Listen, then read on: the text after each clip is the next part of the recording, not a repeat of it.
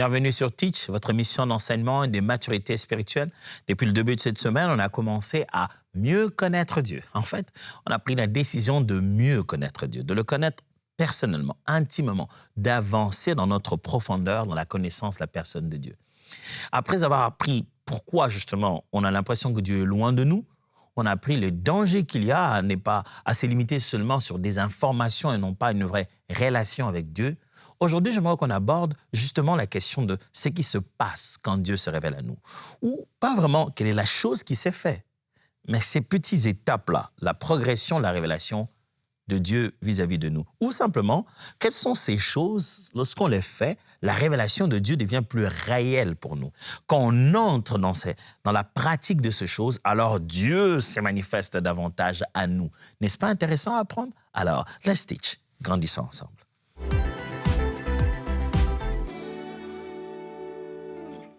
La première des choses, elle est si claire et c'est une phrase toute faite que vous pouvez très bien retenir. J'aime bien l'image. Je dis ceci. Devenez ce que vous adorez. Vous voulez que Dieu se révèle à vous réellement et que vous cessez d'être dans une théorie et dans des paroles et dans des idées lointaines? Alors, devenez ce que vous adorez. Parce que c'est ça le principe. Le principe, ce que vous devenez, ce que vous adorez. Alors, j'affirme ça. S'il vous plaît, devenez ce que vous adorez. Ça signifie que plus vous l'adorerez, plus vous deviendrez qu'il est. C'est pourquoi l'adoration est le centre du caractère. C'est dans l'adoration que l'on devient.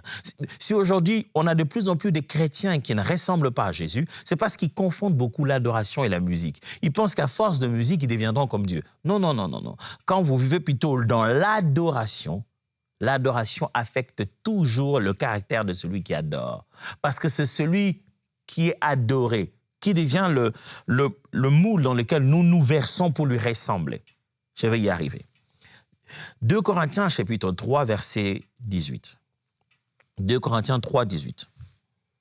Nous tous qui, le visage découvert, contemplons comme dans un miroir la gloire du Seigneur, nous sommes transformés en la même image, de gloire en gloire, comme par le Seigneur, l'Esprit.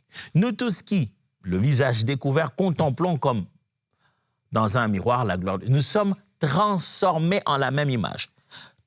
Quand nous le contemplons, nous sommes transformés en la même image. La contemplation, si vous le savez, c'est le point de départ de tout le processus de la célébration, passant par les actions de grâce, la louange, l'adoration et l'offrande de soi. Ça commence par le fixer et fixer ce qu'il est et ce qu'il a fait. Ça commence par regarder à qui on a affaire, aller dans les détails. Celui qui passe du temps avec Dieu devient comme Dieu. C'est en adorant Dieu qu'on comprend à qui on a affaire. Mais pasteur, on ne devrait pas d'abord mieux le connaître alors pour mieux l'adorer. Non, non, non. Voilà comment ça fonctionne. Le peu qu'on sait de lui est déjà le point de départ de la conversation. Si on commence là, la conversation s'enrichit. Imaginez-vous, vous arrivez quelque part, vous êtes à la réception. Imaginez-vous, vous êtes à l'hôpital, à la réception, tout le monde est assis. Vous ne connaissez personne, hein? Mais vous avez besoin d'un petit point commun avant d'engager la conversation avec la personne qui est là à côté de vous. Un petit point de départ. Le petit point de départ peut être juste le fait qu'il n'est pas là pour rien. Vous pouvez juste lui poser la question. « Ah, désolé, excusez-moi, vous êtes là pour quelqu'un qui est malade ?» Il vous dira « Oh non, non, non, non, non, je suis juste venu pour le médecin. » Et ça peut être le point de départ. Vous avez déjà attendu longtemps ici? Ah, ben moi, je suis arrivé depuis. Vous parlez, vous êtes en train de parler. Et ça peut être le point de départ d'une conversation et progressivement, vous allez vous informer. Vous allez commencer à vous révéler. Ah, tiens, moi, je suis là pour ma fille qui ne se sent pas bien. Oh, vraiment, qu'est-ce qui est arrivé? Il y a eu cet accident sur la 24. Oh, cette autoroute-là, il y a toujours des problèmes. Oui, c'est parti. Tu sais, moi, j'habite tel coin, je passe toujours par là et c'est très dangereux. Maintenant, tu viens de savoir où il habite. Et comme ça, la conversation évolue. Mes amis, on commence par le peu que l'on comprend de Dieu. Si je sais simplement qu'il est bon, je m'accrocherai à sa bonté et sa bonté me révélera sa dignité, qui me révélera son amour, qui me révélera progressivement comme ça les différents attributs de sa personne. Mais vous voulez connaître Dieu, commencez par vous approcher de lui dans l'adoration et vous deviendrez comme lui. Et vous avez compris que ici, le mot « connaître », je ne suis pas en train d'insister sur le fait d'être informé, mais de vivre, de goûter. Je n'ai pas voulu prendre l'approche où j'entrais dans les différentes définitions du mot « connaître » dans la Bible. Ça, plus tard. Mais dans la Bible, vous savez bien que le mot « connaître », de fois, il est plus profond qu'on l'imagine. Regardez, par exemple, les traducteurs traduisent le livre de la Genèse lorsqu'on parle de Adam connu sa femme. Et tiens, connu, ça ne veut pas dire hey, Ève, comment ça va? Ouais, ça va, bah, donne-moi ton numéro. Non, ça veut dire autre chose. Ça veut dire qu'il y a eu des relations intimes. Et donc, je parle ici d'un degré d'intimité avec Dieu. Et ça, c'est quand on le regarde, on le fixe, on est transformé à la même image. Romains chapitre 8, versets 15 à 16. Romains 8, 15 à 16. Et vous n'avez point reçu un esprit de servitude pour être encore dans la crainte, mais vous avez reçu un esprit d'adoption, par lequel nous crions « Abba, Père ». L'Esprit lui-même rend témoignage à notre esprit que nous sommes enfants de Dieu. Oh, j'aime ça. C'est-à-dire que à rester avec lui, nous avons reçu son esprit, même esprit que lui. Nous l'avons reçu, lui, en fait, en nous. Et à l'intérieur de nous, l'esprit crie « Abba, Abba ». C'est l'esprit d'adoption. Vous savez ce que ça signifie? Ça veut dire que c'est l'esprit par lequel nous devenons de la même nature que lui. Nous devenons ses enfants. Nous devenons de la même lignée. Nous devenons de la même nature, frère. Celui qu'on adore, on devient comme lui. Et ça, Jack Hayford l'a dit très, très bien. Jack Hayford nous a quittés en 2023. C'était un auteur charismatique et pentecôtiste très respecté à cause de l'équilibre de sa théologie et un des fondateurs du mouvement Foursquare. Jack Hayford a écrit beaucoup de livres sur les côtés charismatiques, la présence de Dieu, la louange, glorifier Dieu dans sa majesté et beaucoup de points théologiques. Il dit une phrase, il dit ceci. L'adoration change l'adorateur de l'image de celui qui l'adore. L'adoration change l'adorateur dans l'image de celui qui l'adore. Qu'est-ce qu'il veut dire? Il veut simplement dire ceci. Quand j'adore Dieu, progressivement, plus je l'adore, plus je deviens ce qu'il est. Ce n'est pas seulement pour Dieu, c'est un principe d'adorateur. C'est-à-dire, ce que j'adore, je le deviens. Ça a de l'influence sur moi au point que tout de moi va devenir comme ça. Frères et sœurs, vous voulez connaître Dieu en profondeur, maximisez l'adoration. C'est pourquoi voici un conseil, voici une prière, voici une demande, un cri de cœur. Mes amis, vous qui avez la charge de conduire l'adoration à l'Église, s'il vous plaît, laissez-nous adorer. Ne faites pas que vos chants préférés, ne faites pas que votre répertoire pour que tout le monde entende parler de votre épée. Ne planifiez pas la vidéo que vous allez mettre sur YouTube. Nous venons pour adorer Dieu. C'est un moment unique qui va transformer toute notre vie. Ne nous la faites pas perdre. Et à vous qui allez au culte, ne laissez aucun répertoire de chants vous empêcher d'adorer. Vous avez l'occasion d'adorer Dieu. Si ça se chante, c'est qui se chante, tu ne t'identifies pas, prosterne-toi, parle à Dieu. Et alors, si ce n'est pas au culte, chez toi à la maison, en conduisant le véhicule, en marchant en cours de route, adorer Dieu, c'est de devenir comme Dieu. Vous savez, l'un des moments dans ma vie, quand je commence à avoir l'impression que les tentations, je les ressens à une force que je ne sentais pas avant. La partie que je questionne le plus souvent, c'est où suis-je dans mon intimité avec Dieu? Plus proche, plus tu t'exposes de sa lumière, tu deviens comme lui, comme c'est arrivé avec Moïse. Eh bien, le monde n'arrive pas à te résister. Tu deviens celui que tu adores. Deuxièmement, vivez une présence qui demeure. N'oubliez pas, cette émission, le but, c'est lequel? C'est de nous dire qu'en réalité, Dieu se révèle à nous. Et qu'est-ce qui se passe quand il se révèle à nous? On peut donc connaître Dieu. N'oubliez pas, je dis que nous pouvons connaître Dieu. Dieu ne se limite pas juste à être une information et une réalité si lointaine que c'est « Oh, je veux connaître Dieu, c'est Dieu, c'est trop fort. » Non, Dieu se révèle à nous. Il se rend disponible. Il veut d'ailleurs que nous puissions le connaître. Alors, parmi les choses qui permettent à un chrétien en particulier d'approfondir le niveau de sa relation avec Dieu, la première des choses que je viens de dire, c'est l'adoration. Tu deviens ce que tu adores. La deuxième des choses que j'apprends ici, c'est que apprenez à vivre une présence qui demeure. Jean chapitre 14, versets 16 à 18. « Et moi, Je prierai le Père et il vous donnera un autre consolateur, afin qu'il demeure éternellement avec vous. L'Esprit de vérité que le monde ne peut recevoir parce qu'il ne le voit point et ne le connaît point. Mais vous le connaissez, car il demeure avec vous et il sera en vous. Je ne vous laisserai pas orphelin, je viendrai à vous. Demeure.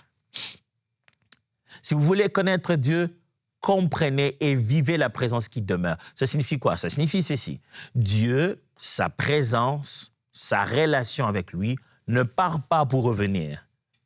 Ne vivez pas la vie chrétienne où vous vous débranchez de la présence de Dieu. Où vous dites non, je me débranche.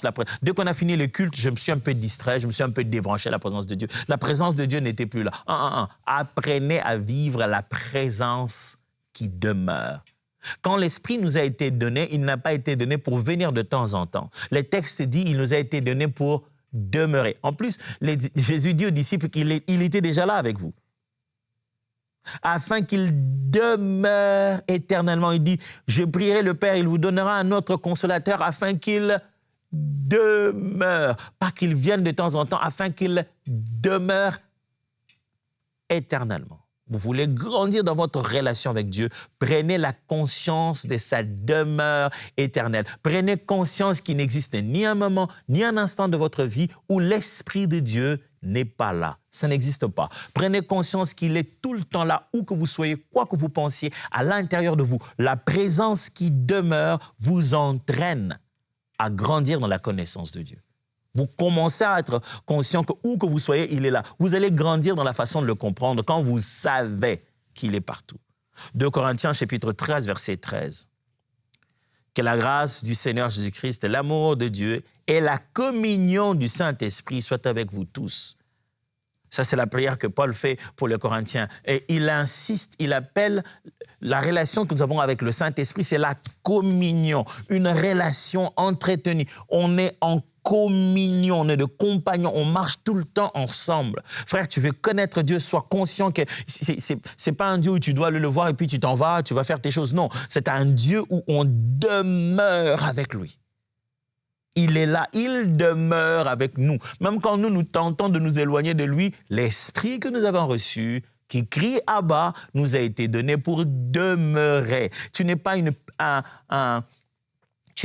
piste d'atterrissage du Saint-Esprit. Non, tu es la demeure. Il ne vient pas de temps en temps, ou pas, il atterrit. Mesdames et messieurs, nous venons d'atterrir chez Atoms Movement, la température est de 27 degrés. Non, l'Esprit de Dieu habite, demeure. Et si tu prends conscience que tu es la demeure de Dieu, tu apprends à vivre la présence qui demeure, ça va approfondir la relation avec Dieu. C'est une chose que d'aller voir un ami ou un frère qu'on connaît, le voir chaque 2 ans, et d'habiter la même maison. Pourquoi quand les gens se marient, ils veulent habiter ensemble? Pourquoi? Pourquoi le fait d'habiter ensemble est le prochain niveau d'une relation? Des fois, les gens s'aiment, chacun vit chez lui. Quand ils décident d'habiter ensemble, ils ont fait un grand pas dans leur relation. Quand on demeure, on se connaît mieux.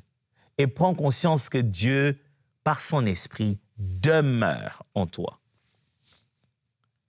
Troisième vérité, n'oubliez pas, on essaie de voir ici qu'est-ce qui se passe quand Dieu se révèle à nous et comment on grandit dans la révélation de Dieu.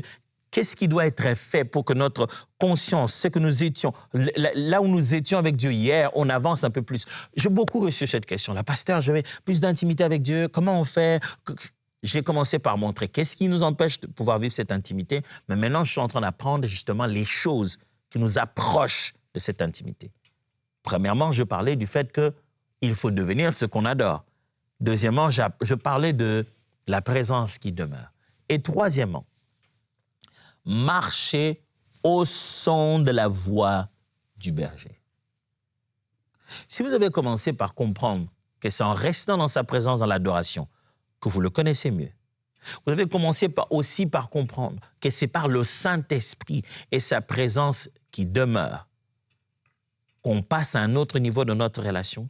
Vous devez aussi comprendre que la marche conduite par la voix de Dieu, La marche, une vie où tu restes à l'écoute de Dieu, te fait grandir, te rend plus intime avec Dieu. Oh, pasteur, je veux passer à un autre niveau d'intimité avec Dieu. Combien de jours de jeûne je dois faire? Jeûner, c'est fantastique. Mais rester à l'écoute, sensible à ce que Dieu dit dans sa parole. La voix du berger dans ton cœur, c'est ça qui te fait grandir. Vous reconnaîtrez une personne qui connaît Dieu en profondeur par ses prises de décisions. Vous voyez les décisions qu'il prend, vous pouvez même discuter ses décisions au début. Mais demain, vous vous rendez compte que, oh, il avait raison. Comment il a su ça? Même lui-même n'est pas conscient qu'il avait pris une décision pour 10 ans. Il écoute la voix du bon berger. Tu as envie de dire, ouh, comment il avait ce secret? Ça, c'est le genre de secret qui se parle que dans des cercles fermés. Comment il a su ça? Eh bien, c'est parce qu'il participe au conseil divin. Quand l'Éternel dit, qui enverrai-je? Son oreille entend. Et il dit, me voici, Seigneur. Jean chapitre 10, verset 27.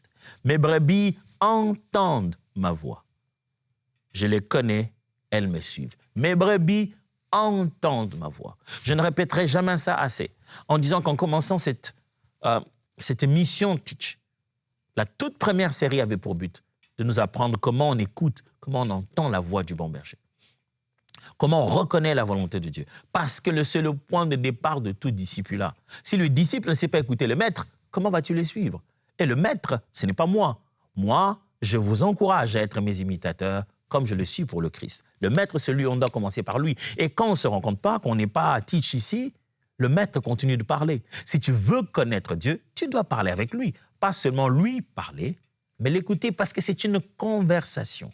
Ton degré d'écoute de Dieu, ton niveau de sensibilité détermine, montre, est un indicateur de ton degré d'intimité. Celui qui est sensible prouve qu'il est intime. Vous savez, dans ma relation avec ma femme, les nombre d'années qu'on a maintenant à rester ensemble, à être mariés, il y a des fois, surtout quand c'est les enfants, vous savez, les enfants, ils sont forts, ils savent vous piéger. Hein. Ils viennent vous demander un truc en groupe et il y en a un qui donne l'impression de ne pas vous regarder, mais il vous observe. Donc, ils ont fait une coalition, parents contre enfants, enfants contre parents. Et il faut répondre vite et il faut répondre unanimement sans se consulter. Ils ont bien organisé, ils ont trouvé un moyen d'isoler la mère en cuisine et le papa là-bas au salon. Et vous demandez plus ou moins la même chose. Ah. Comment arriver à donner la même réponse simultanément? Ça qu'on donne l'impression qu'on ne s'est pas consulté et que l'un dise oui et l'autre dise non. Ce n'est pas à ce moment-là que nous répondons, ma femme et moi. Mais c'est dans la chambre, le matin ou le soir, quand nous parlons de notre famille, quand nous répandons nos cœurs devant Dieu sur nos limites, quand nous échangeons nous deux sur la direction de l'éducation de nos enfants. En sortant de cette chambre, on a le même langage. Quels que soient les pièges qu'ils vont faire, on a le même langage. C'est comme ça que ça marche. Si tu passes le temps avec Dieu, tu sais l'écouter, ta sensibilité va monter. Sa volonté va s'exprimer en toi aussi aisément. Tu veux te rapprocher de Dieu, tu veux connaître Dieu à une autre dimension, écoute sa voix, écoute sa parole, passe du temps avec lui. Le temps que tu passes à lire la Bible, ce n'est pas inutile. Tu as investi dans ta relation avec Dieu. Tu comprends son langage.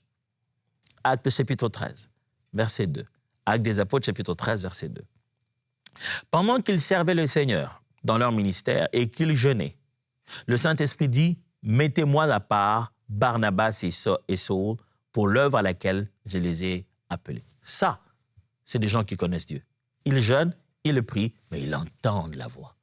Ça devait te préoccuper de te dire, mais pasteur, on dit beaucoup de gens disent que Dieu m'a parlé, Dieu m'a parlé. Moi, Dieu ne me parle pas. Non, c'est faux, Dieu te parle. En fait, il faut que tu apprennes comment Dieu parle. Pour ça, je te conseillerais bien de suivre le tout premier Teach. J'ai pris près de 2 semaines pour ça. Le tout premier Teach a commencé par là. Vas-y, scroll, va chercher sur YouTube. Sur l'application, je ne pense pas qu'on ait remis ça déjà. Mais va chercher sur YouTube la toute première émission, la toute première série. Et là, tu verras qu'on parle de comment écouter Dieu. En fait, tu dois écouter Dieu si tu veux mieux le connaître. Quatrièmement, on est dans l'optique de mieux connaître Dieu. Quand Dieu se révèle à nous, comment ça se passe? Et surtout, à ce niveau, on apprend d'abord, en fait, qu'est-ce qui doit être fait pour qu'on améliore notre intimité avec Dieu. Quatrièmement, soyez avant de faire. Vous voulez devenir plus proche de Dieu, vivre vraiment cette intimité? Soyez avant de faire. Conjuguez d'abord le verbe être avant de conjuguer le verbe faire. Dieu, la relation avec lui, c'est une relation d'être. Il s'appelle « je suis ». Le faire ne vient qu'après. Le faire n'est qu'une façon de prouver qu'il est. Il dit « je ferai cela, alors vous saurez que je suis l'Éternel ». Faire est au service d'être. Aujourd'hui, nous pensons qu'à force de demander à Dieu des choses pour qu'il fasse pour nous, on croit que Dieu, en fait, il est là pour faire. Non, non, non. Dieu est. Quand il fait, c'est au service de l'être. C'est une preuve qui confirme son identité et son être. Alors, vous voulez être intime de Dieu. Vous voulez vraiment participer à vivre un niveau de relation plus profond. Soyez avant de faire. Que ce ne soit pas ce que vous faites à l'église qui va le plus vous exciter à être la chose la plus importante. Devenez quelqu'un. J'ai eu l'occasion dans ma petite vie, très petite vie, de rencontrer des gens qui ont subi soit des disciplines ecclésiastiques à qui je parlais. Il y en a certains qui sont venus me voir en me disant « Ah non, on m'a suspendu, je suis vraiment fâché, comment ils ont pu faire ça ?» Ils n'étaient pas d'accord qu'on les ait suspendus parce que voilà, il y a eu quelque chose. Ils disent « Mais ouais, même si j'ai commis une erreur, même si c'était de l'immoralité, mais là, ils m'ont mal fait et tout ça. » Certains ont raison de se plaindre, peut-être la méthode était mauvaise, mais dans d'autres voix, j'ai entendu l'inconscience de l'être, du fait d'être au lieu de faire. Lorsque l'on met quelqu'un de côté, on demande à ce qu'il puisse surseoir ses activités. Le but n'est pas de le punir pour qu'il soit moins vu et d'évaluer dans la société ou d'alarmer tout le monde sur son mal. Non. On se dit, lorsque l'être fait défaut, il faut vite arrêter le faire. Parce que lorsqu'on continue de faire sans en avoir l'être, on corrompt ce qu'on est. La corruption de notre être devient de plus en plus profonde lorsque nous continuons de faire des choses qui nous font paraître. Faire pour paraître tue l'être. Quand vous continuez à faire pour donner l'impression que vous êtes, vous négligez l'effort de l'être parce que vous commencez simplement à le paraître. Les gens vous jugeraient comme si vous l'êtes, même quand vous ne l'êtes pas. Vous dites alors, ça sert à quoi de se taper les efforts de l'être? Parce que même en paraissant, les gens croient déjà que je le suis. Alors, je vous en supplie, vous voulez connaître Dieu? Soyez préoccupés par être. 2 Corinthiens chapitre 5, verset 17. 2 Corinthiens 5, 17. Si quelqu'un est en Christ, il est une nouvelle créature. Les choses anciennes sont passées. Voici, toutes choses sont devenues nouvelles. Si quelqu'un est en Christ, il est une nouvelle créature. Pas il a un nouveau serviteur. Pas il a des fonctionnalités nouvelles comme dans un téléphone. Non, il est. C'est l'être. La nouvelle créature, ce n'est pas un nouveau serviteur à l'Église. C'est un nouvel individu dans son caractère. 2 Pierre chapitre 1, verset 4. 2 Pierre chapitre 1, verset 4. Lesquels nous assurent de sa part les plus grandes et les plus précieuses promesses, afin que par elles, vous deveniez participants de la nature divine, en fuyant la corruption qui existe dans le monde par la convoitise. Participants de la nature divine. Pas participants seulement des actions et de la puissance de Dieu, participants de la nature divine. La nature divine. Mes amis, si tu veux passer à un niveau d'intimité différent et que Dieu se révèle à toi à un niveau exceptionnel, préoccupe-toi de l'être. Je l'ai déjà dit tout au long de cette semaine et j'aimerais insister fortement ici. Sois avant de faire. John G. Lake, un homme qui était très connu dans son époque, par lequel Dieu a fait des guérisons énormes. On raconte qu'à un moment, il habitait une ville et la ville a été déclarée la ville la plus saine parce que personne ne tombait malade. Non seulement Dieu lui donnait le pouvoir de guérir des malades, mais il a mené une santé divine là où il était. John G. Lake a dit ceci. Le secret de la foi chrétienne n'est pas le fait de faire, mais il est dans le fait d'être détenteur de la nature de Jésus-Christ. Le secret de la foi chrétienne n'est pas dans le fait de faire. mais dans le fait d'être détenteur de la nature de Christ. Ça, c'est quelqu'un que Dieu a utilisé puissamment. Et il livre son secret. Il dit, moi, quand je regarde la foi chrétienne, je me dis, notre force n'est pas dans tout ce que nous faisons. C'est comme pour dire, il rallie ses miracles et ses actions, non pas à sa puissance, à sa capacité de faire, mais au fait qu'il soit de plus en plus devenu comme Jésus. S'il devient comme Jésus, il produit le résultat de Jésus. Mes amis, être est plus important que tout. Enfin, connaître Dieu, c'est connaître l'amour.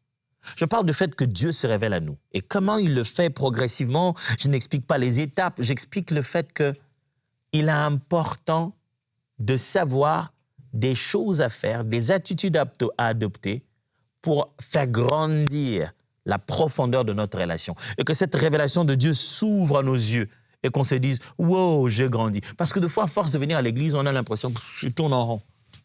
Pour passer à cette autre étape, ce n'est pas que de l'information, c'est de la transformation. Et comment on participe à ce processus de transformation? Ce sont des choses que je viens de vous expliquer ici. Adorer nous fait devenir, mais aussi connaître Dieu, c'est connaître l'amour. Dieu est amour, eh bien c'est un, parce que Dieu est amour. Beaucoup de chrétiens se lancent dans des formes de spiritualité énormes. Ils veulent prier, ils veulent jeûner, ils veulent passer à un niveau incroyable. Mais le fondamental, le plus essentiel, qui est l'amour, ils passent à côté. Si tu n'es pas passé par l'amour, si l'amour n'a pas été consommé, vécu, tu ne peux pas te dire que tu connais Dieu. Romains 5 dit, « Or, l'espérance ne trompe point, parce que l'amour de Dieu est répandu dans nos cœurs par le Saint-Esprit qui nous a été donné. » Dieu, pour nous montrer qu'il nous aime, il a répandu en nous l'Esprit. Et non seulement qu'il nous a montré qu'il nous aime en nous donnant l'Esprit, il nous a donné aussi la forme d'amour que lui a, de sorte que nous puissions aimer autour de nous comme il nous aime. Si tu n'as pas découvert que tu as été aimé et qu'à ton tour, tu devais exprimer l'amour autour de toi, tu ne grandiras pas dans la foi chrétienne. Tu ne deviendras pas un meilleur ami de Dieu sans avoir compris son amour. Parce que ami est basé sur aimer. Jean chapitre 13. Versets 34 à 35. « Je vous donne un commandement nouveau. Aimez-vous les uns les autres comme je vous ai aimé. Vous aussi, aimez-vous les uns les autres. À ceci, tous connaîtront que vous êtes mes disciples, si vous avez de l'amour les uns pour les autres. » L'amour qui montre que quelqu'un connaît Dieu, ce n'est pas parce qu'il a l'amour de la prière seulement. Non, c'est parce qu'il a l'amour autour de lui. Je saurai que tu connais Dieu quand tu auras fini de prier. Je veux voir comment tu vas te comporter. C'est étonnant de voir quelqu'un qui a fait de longues prières, qui dit Amen et qui ressemble à Satan. Dans son langage, dans sa façon de parler, dans la façon de traiter les gens autour de lui. Il a dit Amen. J'ai du mal à imaginer qu'il priait ce Dieu-là. Parce que tu deviens ce que tu adores. Quand tu te lèves après ton adoration, je dois te voir comme le Dieu que tu as adoré. Si tu as adoré un Dieu plein d'amour, alors montre-nous que tu aimes aussi. Pour aujourd'hui, c'est fini. Demain, on va continuer dans le même sujet d'aujourd'hui. On va faire une deuxième partie demain pour étendre un peu la chose. Dieu vous bénisse. Voyons-nous demain.